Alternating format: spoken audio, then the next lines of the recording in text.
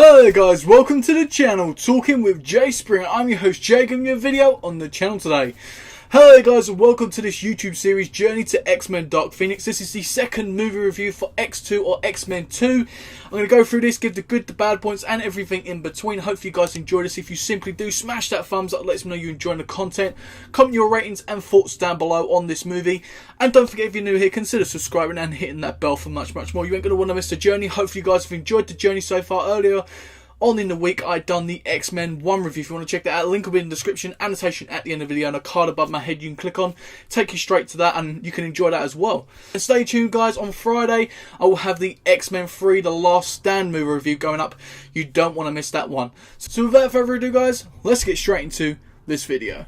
X-Men 2. This is directed again by Bryan Singer, the man himself. This is a fantasy sci-fi movie around 2 hours and 14 minutes long. This was released in May 2003. Anti-mutant William Stryker kidnaps Professor X and attacks the school. The X-Men must team up with their arch-enemy Magneto to stop William Stryker.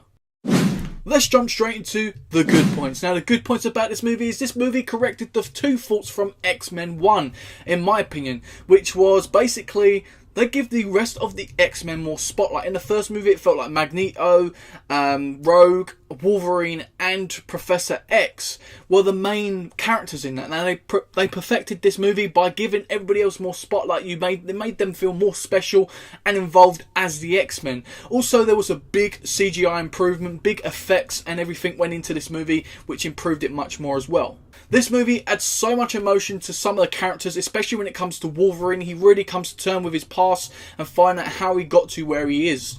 Rather than having just one story, it balanced a multiple amount of stories and really balanced it well and made it more interesting as the movie went on. The humour in this movie was used correctly in the right time and the right amount of it, and it felt very comic book type humour, which was great, especially the scene where you have Logan drinking like a root beer or something, some sort of soda, and the ice guy basically freezes it, and it's just pure great humour which you'd see in a comic book. This movie experiments the political side of things of having mutants in the real world, makes it more realistic, also comes across discrimination and stuff like that in this movie, and I really like the fact that they got a president involved and made it a bit more realistic. Mystique wasn't used much in this movie, but when she was used, she had some really awesome sequences, and I felt like she was still quite a good part of the movie. Nightcrawler was an amazing addition to this movie. I loved his portrayal of the character and what he brought to this movie. The camera work, the editing and the directing again from Bryan Singer was just absolutely amazing. Definitely improving again in this movie. From the early 2000s as well, everything just improved massively and you really get to see a big difference. The action sequences, yes, you get them cool comic book type action sequences. They're top notch in this movie, especially the boss fight at the end with Wolverine. That was just pure badass. This movie has some awesome performances yet again. I want to go over some of the characters which I really enjoyed. And first off, we have Hugh Jackman again as Logan and Wolverine. Now, this story for him is pretty much protecting some of the other X-Men, the younger people and stuff. Obviously helping the X-Men again, but mainly about him discovering who he was and how he got to where he is.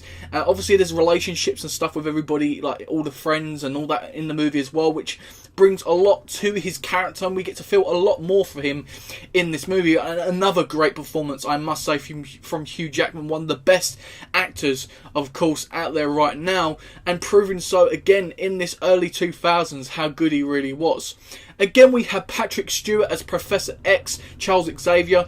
Really good performance yet again from him, securing a place at the top spot again for me. He really just knows how to bring this experience onto the screen, just really knows how to just smash a performance. It just makes it look so easy, it's unbelievable. James Marsden as Scott Summers and Cyclops. I really enjoyed his performance much more in this movie. I felt he's used perfectly, especially when it comes to the emotional sequences and obviously the angry sequences in this movie. I really liked his performance as a whole.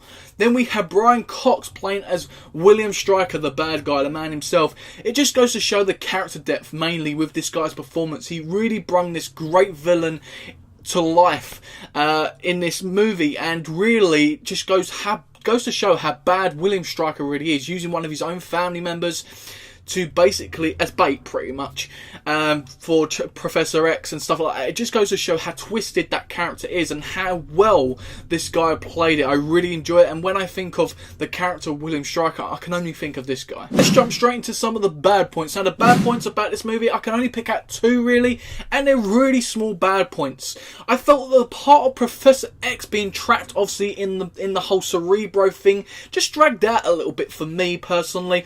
A lot of people wouldn't really pick this as a bad point, but for me, I would have just done it a little bit quicker, maybe added some more different things to that scene itself.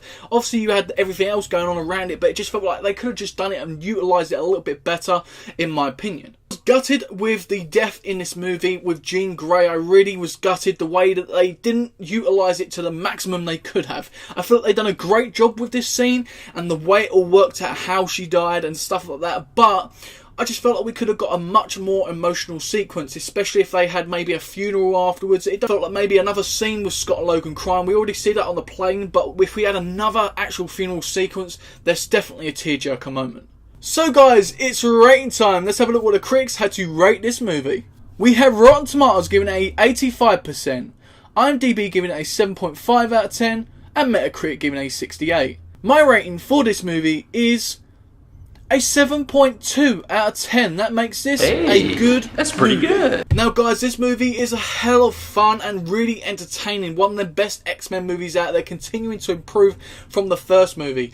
I love this movie and what it achieves as a sequel, because many sequels nowadays especially don't really improve. They normally tend to really derail the series or the franchise, and they don't hit the heights they should have, especially when it comes to big blockbusters.